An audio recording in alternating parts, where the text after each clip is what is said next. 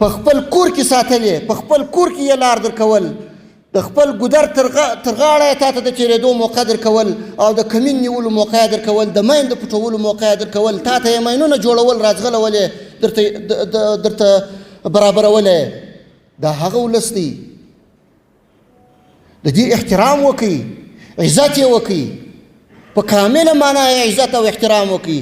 ګورئ چې دا نظام چې دی تاسو یې نمایندګان یاست د دې ولس په وړاندې.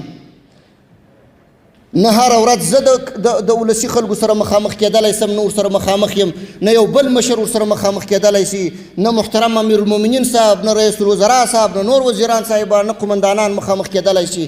د دې ټولو نمایندګان تاسې یاست.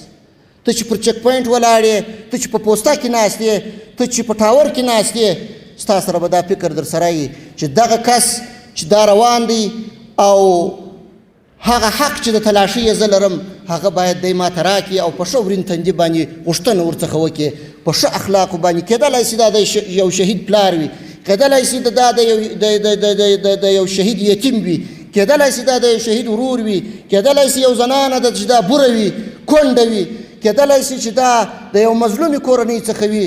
پام چې در څخه زهیر نه شي دا ولس. که چیرې ولس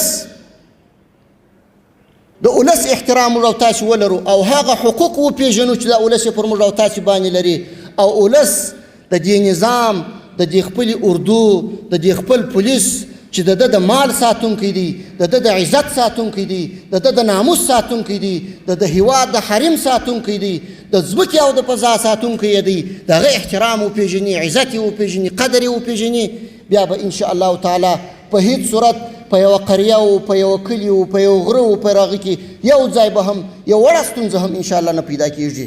دې شي ته متوجه سئ. ټولو ته م توصیه دا ده چې دې ته جدي توجه وکړئ او دې نظام ته وفاداره پاتې سئ.